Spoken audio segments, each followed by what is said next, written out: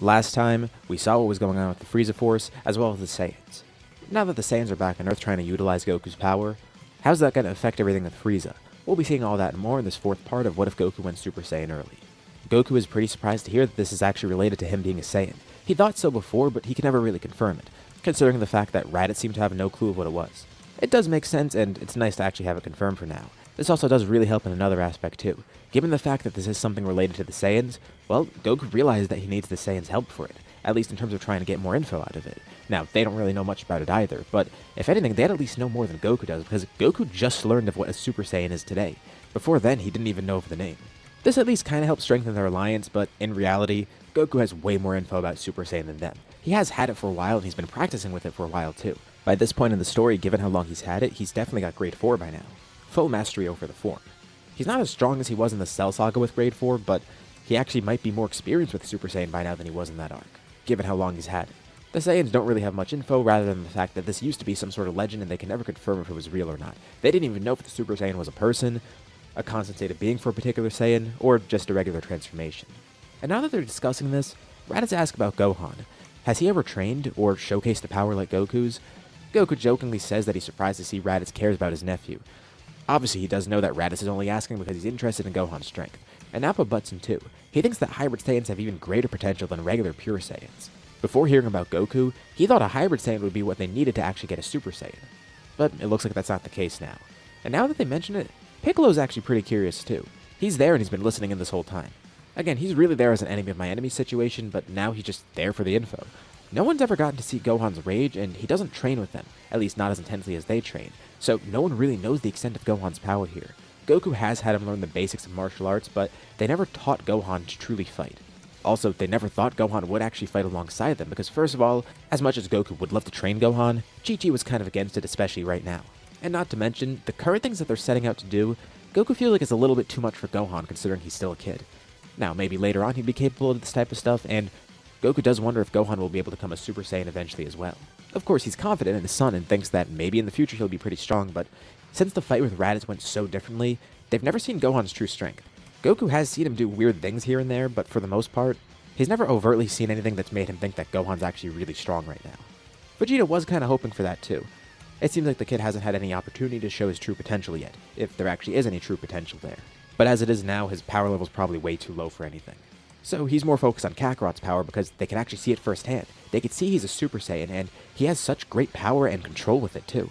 This is really good because it means that they might be able to become Super Saiyans as well.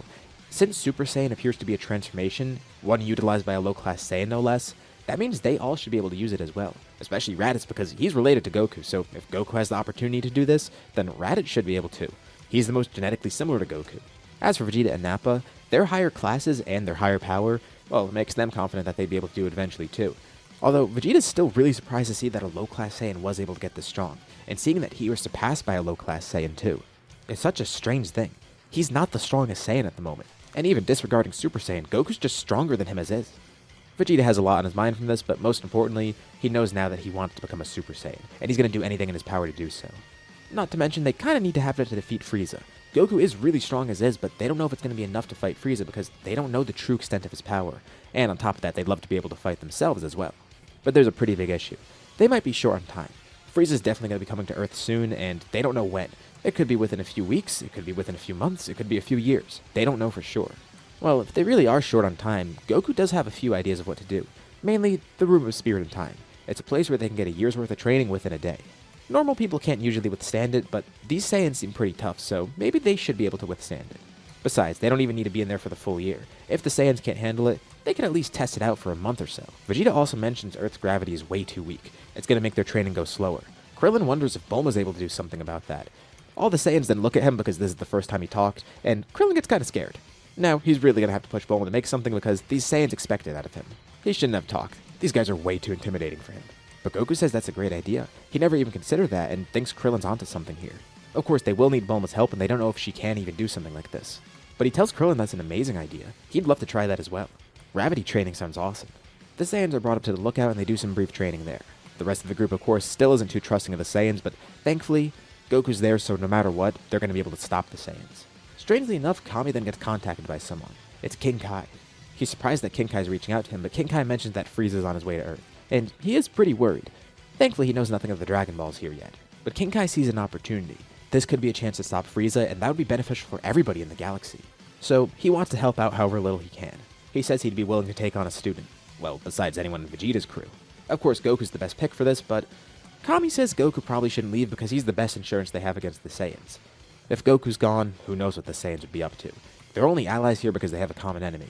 For all he knows, they could try and kill everyone and take over Earth next, so they can't really have Goku leave them alone. He basically has to babysit them. But Kami has a few other choices. They're pretty strong and show a lot of promise. Krillin, Tenshinhan, and Piccolo. King Kai is honestly not too sure, mainly about Piccolo because Piccolo's still kind of a bad guy. Kind of like the Saiyans, he's mainly working with them just because they all have a common enemy. But Kami thinks this would be a perfect opportunity for Piccolo to grow even further. Not just in power, but in terms of his mind. He's noticed very slightly Piccolo's starting to soften up. He's not as evil as King Piccolo, nor is he as evil as he was before. This is a crucial moment in his life and a turning point. Not to mention, he's a strong warrior as is who's very motivated and shows a lot of promise. Kami tells all of them and gets their opinions. Krillin and Tenshinhan accept because this is a great chance to help defend Earth and to grow stronger. Ten especially wants to do this because he wants to see if he can catch up to Goku eventually. Piccolo reluctantly agrees to it, especially because of the prospect that he can grow stronger from it. King Kai is intrigued to see how these three will do as students. Yamcha and Chaozu are still on Kami's lookout training as well. Kami's going to continue working with them, but he feels that these three are more than ready to go there. Vegeta, Raditz, and Nappa eventually enter the Room of Spirit and Time together. They only stay in for a few months to just get the hang of it. At first, it actually is really tough for them, especially with the further they go into it. They start having bigger trouble handling it. And if this goes well, they'll probably go back in later, maybe next time with Kakarot too. They do grow considerably stronger and leave after a few months of training in there. Another big purpose for this was to actually get them strong enough to train with Goku. Before, Goku overpowered them so much that training with them would kind of hold them back, particularly Raditz and Nappa. And Goku kind of hoped they grow more in the time chamber, but he thinks that maybe it's the way they train. He's going to have to take it upon himself to train them. And honestly, the Saiyans kind of hate this. The fact that they have to stoop to getting Kakarot's help and having him be a de facto master for them, it's irritating and embarrassing. But they do know it will help them grow stronger, and that's what they need right now. Plus, he is the Super Saiyan. How else will they become Super Saiyans if they don't train with him? Frieza, of course, isn't going to get to Earth just yet, but for some of his soldiers, they are actually pretty close by, and they go there immediately. Raditz, Vegeta, and Nappa are sent down to the surface to fight them, with Goku watching on. He'll join in if they need help, but he doubts they'll need it.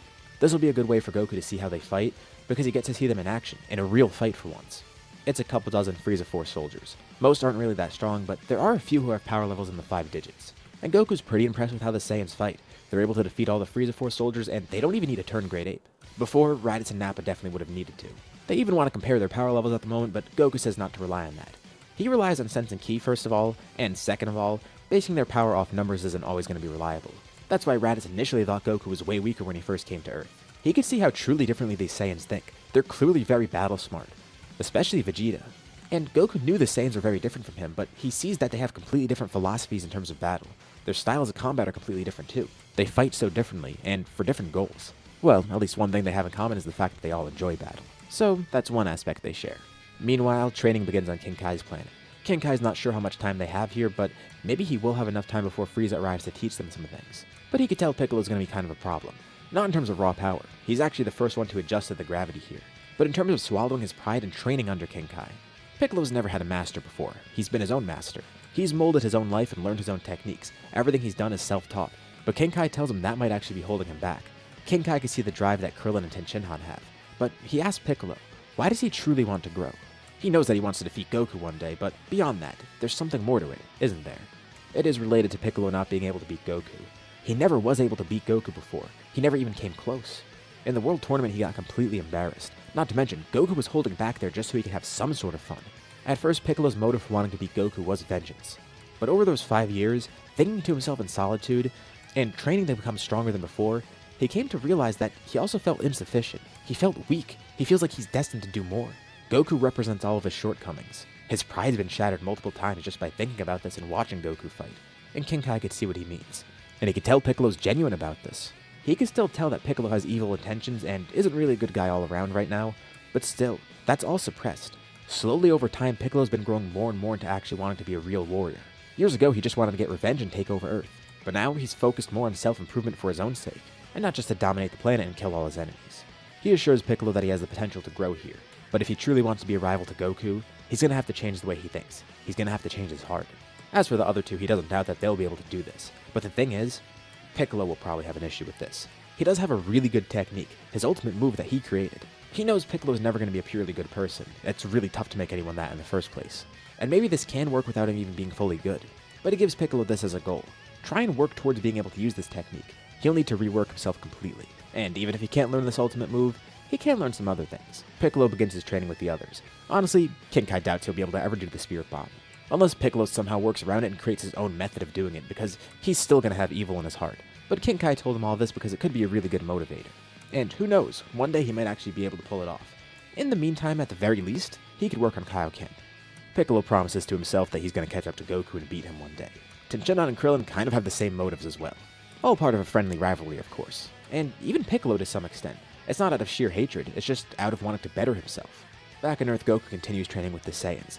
They do interest Goku, but amidst all of this, he wonders, how strong are his friends growing on King Kai's planet? How strong is Piccolo growing? Given how much better he knows Piccolo now, he might even be able to call him a friend eventually, if not already. He could tell one of those three is going to be a great rival to him too. He could tell these Saiyans probably won't stay long. This might be a temporary thing. They will be out there, and he'll be able to fight them eventually too. And they have a lot of potential to grow strong. But he's more interested in the people who are here already, who might be able to learn things that he doesn't even know yet. He can't wait to see what they're able to accomplish.